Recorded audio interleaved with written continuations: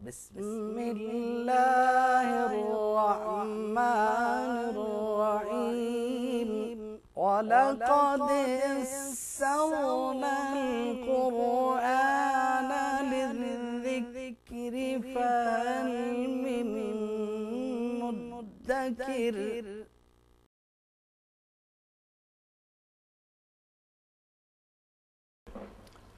أعوذ بالله من الشيطان الرجيم بسم الله الرحمن الرحيم يا أيها الذين آمنوا أنفقوا من طيبات ما كسبتم ومما أخرجنا لكم من الأرض ولا تيمموا الخبيث منه تنفقون ولستم بآخذيه إلا أن تغمضوا فيه واعلموا أن الله غني حميد الشيطان يعدكم الفقر ويأمركم بالفحشاء والله يعدكم مغفرة منه وفضلا والله واسع عليم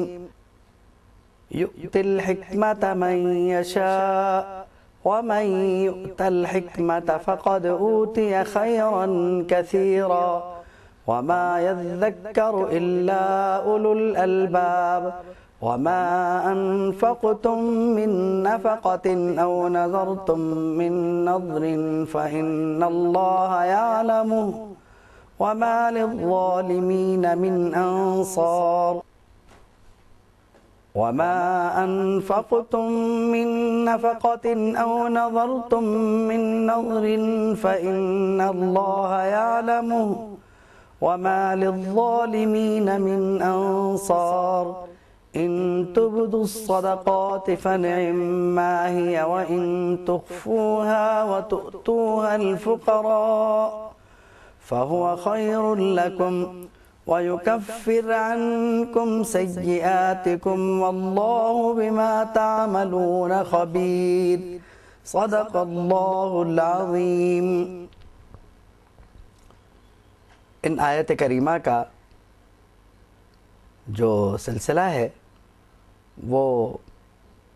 یعنی پچھلے بار جو بات ہوئی، گفتگو ہوئی، تو ضروری سمجھا گیا کہ اس کی کچھ تفصیلات اور بیان کر دی جائیں،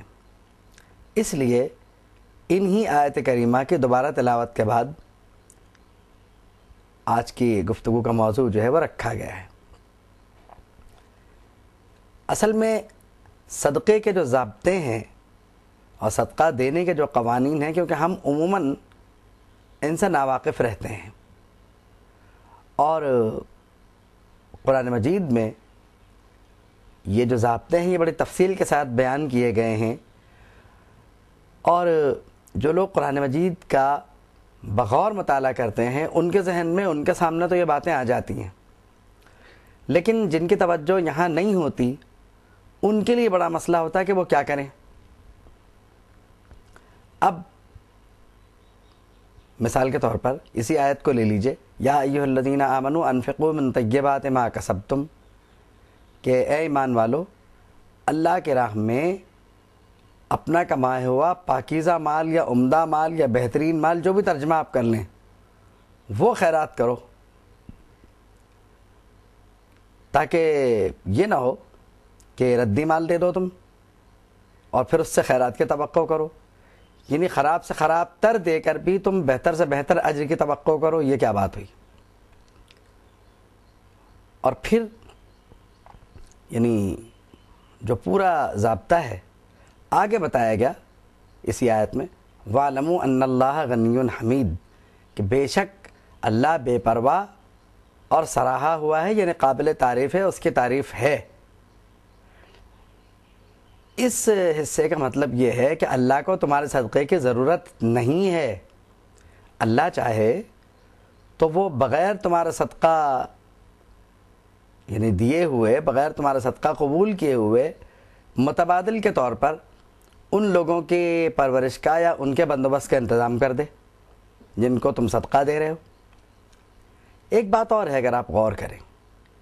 کہ آپ کا دیا ہوا صدقہ اگر آپ نے کسی کو خیرات دی ہے تو ساری زندگی تو اس کے کام یہ آتی نہیں ہے، بہت بھی اگر چل گیا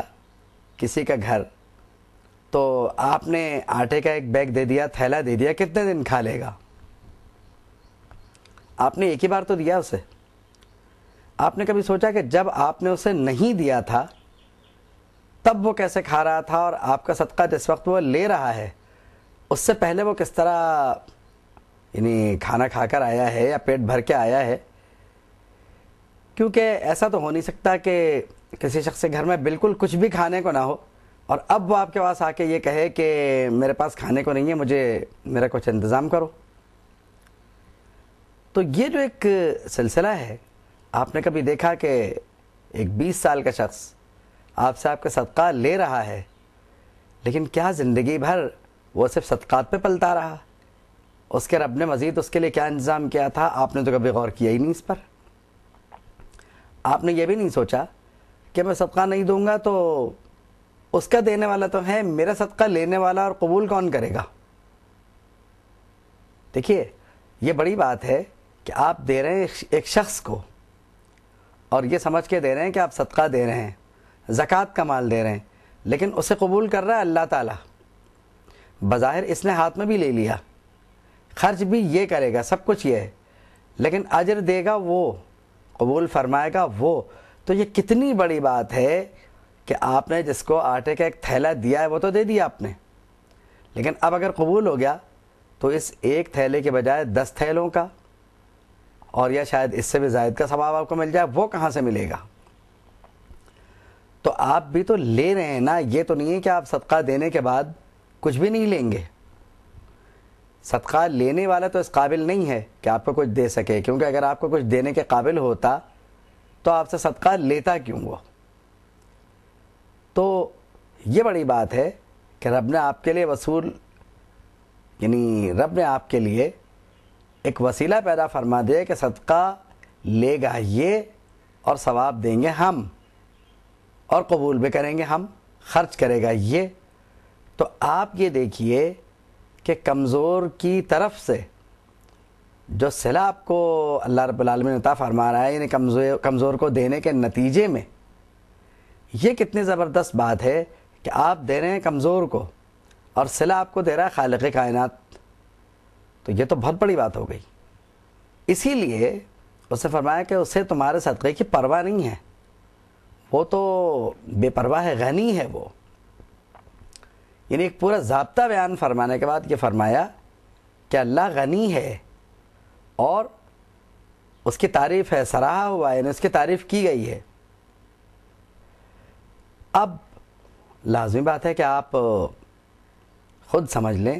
کہ یہاں غنی فرمانے کا معنی کیا ہے. یعنی اگر تم کچھ نہ دو تو بھی اسے تمہارے صدقے کی ضرورت تھوڑی ہے, نہ اسے خرچ کرنا ہے نہ کچھ